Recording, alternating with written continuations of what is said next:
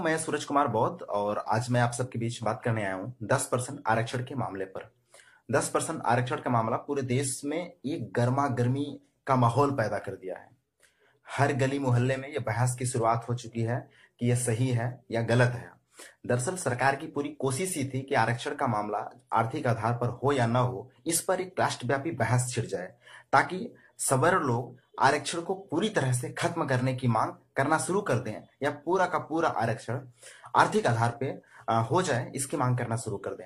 अगर आप देखेंगे तो ये पूरा फिल्मी स्क्रिप्ट आपको नजर आएगा कि नरेंद्र मोदी की जो पूरी हुकूमत है वो शाम को ये उसका कैबिनेट ये फैसला लेता है कि सवर्णों को 10% आरक्षण दिया जाएगा। दूसरे ही दिन लोकसभा में बिल पेश कर दिया जाता है। तीसरे दिन राज्यसभा में बिल पेश होता है, लोकसभा से पास हुआ, राज्यसभा से भी पास हो जाता है।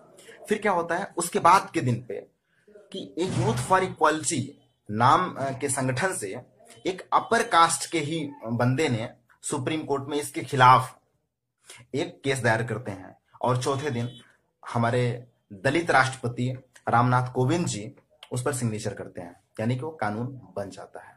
अगर आप देखेंगे कि कोई कानून बनाना इतना आसान नहीं होता कि एक दिन में कोई कानून बन जाएगा। शाम को कैबिनेट फैसला ले कि हम इस पर कोई कानून लाना चाहते हैं और दूसरे दिन वो लोकसभा में पेश हो जाए। मतलब मोदी सरकार पहले से पूरा एजेंडा बना के रखी थी 10% सवर्णों को आरक्षण दिया जाएगा। अगर आप देखेंगे 10% सवर्णों को आरक्षण क्यों दिया जा रहा है, दरअसल जो तमाम सवर्ण लोग थे जो नोटा को अपना ऑप्शन मानते थे, नोटा को वोट दिया करते थे, तो नोटा को कोटा से वो रोकना चाहते हैं। लेकिन नोटा और कोटा की इस बाइनरी में अगर कोई पिस रहा है तो भारतीय संविधान पिस रहा है। अगर किसी का कत्ल किया जा रहा है तो भारतीय संविधान पर हमला किया जा रहा है। अगर आपको याद होगा केशवानंद भारती के मामले में 13 जजों की बेंच ने यह फैसला सुनाया हुआ था कि जो भारतीय संविधान की आधारभूत संरचना होगी उसको कोई बदल नहीं सकता है। आर्टिकल 16 वो इक्विटी को रिप्रेजेंट करता है। वो आर्टिकल जो 16 है 15 है वो पूरा उसका क्लास जो है वो भारतीय संविधान में जो समता की पूरा प्रावधान दिया गया है, समानता की पूरा प्रावधान दिया गया है, उसको जमीनी स्तर पर सुनिश्चित करने की गारंटी देता है। लेकिन यह सरकार उसका कत्ल कर रही है। 13 जजों की बेंच ने यह सुनाया था कि जो आधारभूत संरचना है उसको कोई भी सरकार भारतीय संविधान में संशोधन कर सकती है, लेकिन संशोधन इस कदर कभी नहीं होगा कि भारतीय संविधान के आधारभूत संरचना पर हमला हो, क्योंकि आधारभूत संरचना किसी भी मुल्क के संविधान की एक आधारभूत समझ लीजिए सिद्धांत होती है, वही आधार होता है। अगर वो खत्म हो जाएगा तो पूरा संविधान खत्म हो जाएगा।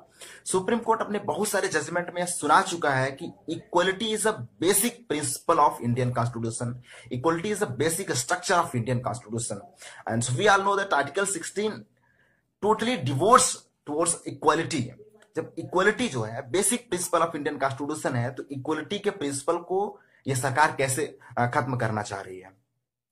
बाद में 1992 में अगर आप देखेंगे 1992 का जो इंदिरा साहनी केस है, उस इंदिरा साहनी जजमेंट में, जिसे मंडल जजमेंट के नाम से जाना जाता है, उस मंडल जजमेंट में अदालत ने यह फैसला सुनाया हुआ था कि 50% की एक सीलिंग होगी और 50% को सीलिंग के बाहर किसी को रिजर्वेशन नहीं दिया जाएगा। अगर आरक्षण गवर्नमेंट देना चाहती है तो 50% के अंदर में देगी। दूसरा, उस फैसले का एक प्रमुख आधार यह था, उसमें यह सुनाया गया था कि पिछड़ेपन का मतलब सामाजिक पिछड़ापन है। आर्थिक पिछड़ापन उसका एक कारक हो सकता है, कारण नहीं। यानी कि आर्थिक पिछड़ापन पिछड़ेपन के दायरे में नहीं आता है। शैक्षणिक पिछड़ापन और सामाजिक पिछड़ापन यही पिछड़ेपन के दायरे में आता है। और शैक्षणिक पिछड़ापन और सामाजिक पिछड़ेपन की जांच के लिए ही जो मंडल रिपोर्ट लागू की गई थी 1973 में, जो मंडल कमीशन बैठाई गई थी, इसी में रिपोर्ट आता है 1990 में, उसको लागू किए जाने की बात आती है। बहुत मशक्कत के बाद 1993 में वो लागू हो पाता है। उसके बाद से भारतीय संविधान पर हमला जारी है। सुप्रीम कोर्ट ने भी हमला किया एक क्रीमी लेयर का कॉन्सेप्ट ला करके कि जो क्रीमी लेयर ओबीसी आते हैं उन्हें रिजर्वेशन का फायदा नहीं मिलेगा। आज यही वजह है कि भारतीय संविधान पर फिर हमला हो रहा है। 10% जो आरक्षण दिया गया, हमारे बहुत सारे लोग कह रहे हैं कि 10% का आरक्षण पूरा जुमला है। दरअसल ये जुमला नहीं है, ये आपके हक अधिकार पर हमला है। SC ST OBC के हक अधिकार पर भारतीय संविधान पर हमला है। और भारतीय संविधान पर हमला मतलब है कि हमारे आपके जहनियत पर हमला है। और क्योंकि हमारा आपका जो वजूद है भारतीय संविधान की वजह से, बहुजन समाज का जो वजूद है भारतीय संविधान की वजह से, अगर आप अपने संविधान को बचाना चाहते हैं तो 10% आरक्षण और ये जो आर्थिक आधार पर आरक्षण का प्रावधान है इसको खत्म करना होगा। हमारी आपकी डिमांड होनी चाहिए कि सुप्रीम कोर्ट इस कानून को रद्द करे, बैन करे, क्योंकि हमारे समाज के जितने आका थे उन्होंने इसको समर्थन किया और हमारा पूरा समाज जो है सुप्रीम कोर्ट के एक फैसले पर डिपेंड हो चुका है। ये अलग बात है कि इस पूरे मामले को इतनी आसानी से सुप्रीम कोर्ट कानूनी नहीं बता सकती, because unconstitutional law can never be termed as a constitutional in the grave of even ninth century. अगर ऐसा हुआ, अब हमें क्या करना चाहिए? हमारे समाज के तमाम नेता हैं जो इस समय गोलबंद हो रहे हैं, बहुत सारे जगह पे प्रतिरोध हो रहा है। 19 जनवरी को भी एक बड़ा प्रतिरोध हुआ बहुत सारे जगहों पर। अलीगढ़ मुस्लिम यूनिवर्सिटी से लेकर के तमाम यूनिवर्सिटी में इस कानून की प्रतियां भी जलाई गई, इसको आधुनिक मनुस्मृति का दर्जा दिया गया। मेरा सवाल यह है कि हमारे बहुत हमारे जो साथी हैं जो भारत बंद की घोषणा कर रहे हैं, तो मेरे देश के तमाम नेताओं से, बहुजन समाज के युवाओं से और बहुजन समाज के नेताओं से हाथ जोड़कर के अपील है कि आप लोग कोई एक दिन चुनिए भारत बंद का। ये रोज रोज का जो 50 दिन आ रहा है कि आज भारत बंद करेंगे, कल भारत बंद करेंगे, परसों भारत बंद करेंगे, तो भारत ऐसे बंद नहीं होता है। हमारी आपकी एकजुटता के बगैर भारत बंद नहीं किया जा सकता है। तो एक विवाद है कि भारत बंद किस दिन किया जाना चाहिए। बिल्कुल, अगर आप भारत बंद करना चाहता है हमारा समाज, तो हमारा समाज तैयार है, हम सब तैयार हैं, लेकिन उसके लिए एक दिन होना चाहिए। तो हमारे समाज के नेताओं से हाथ जोड़कर निवेदन है कि आप लोग कोई एक दिन चुनिए, उस दिन पे हम सभी लोग भारत बंद करेंगे और इस जो पूरा एक तानाशाही की हुकूमत है उसके कान में चिल्ला करके ये शोर मचाएं कि साहब, कि हम लोग उस समाज से आते हैं कि हम भारत चला भी सकते हैं और भारत बंद भी कर सकते हैं जब हमारे हक और अधिकार पर हमला होगा। 2 मिनट की शांति का दौर हमारे तरीके में अब नहीं रहा, हमारी आवाज और भी बुलंद होगी और जब भी हमारे अधिकार पर हमला होगा तब भी भारत बंद होगा। लेकिन उसके लिए तभी सुनिश्चित ये तभी संभव है जब हम सब एकबद्ध रहेंगे, जब हम सब संगठन बंद रहेंगे।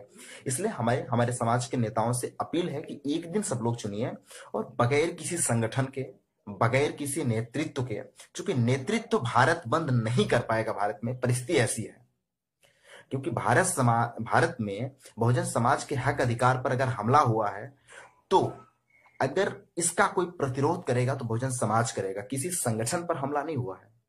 तो संगठन या कोई नेतृत्व भारत बंद नहीं कर पाएगा। बहुजन समाज खुद अपने आप में नेतृत्व है और ये खुद जिस तरह से 2 अप्रैल में प्रूफ किया था कि I need no leader, I am a leader myself, I can close the whole India.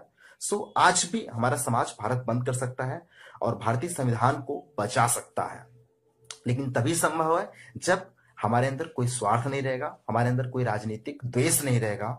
और मैं बहुजन समाज के युवाओं से एक हाथ जोड़ के अपील करना चाहता हूं कि बिल्कुल हमारे समाज के नेताओं ने बहुत गलत किया, उसको माफ नहीं किया जा सकता, लेकिन बावजूद इसके हमें दांवपेच की दृष्टि से अपने नेताओं पर नहीं, हमारा जो एक साझा दुश्मन है उसके खिलाफ बोलना चाहिए, उसके खिलाफ लड़ना चाहिए, तभी भारतीय संविधान को हम सुनिश्चित कर पाएंगे।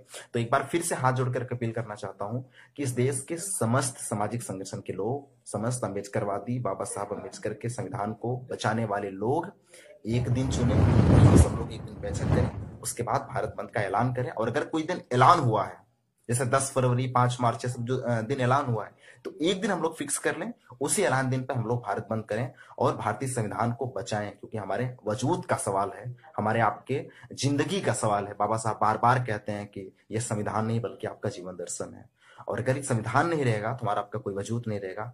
बाबा साहब के सपनों को अगर आप बचाना चाहते हैं तो भारतीय संविधान को बचाना बहुत जरूरी होगा। जय भीम, जय भारत।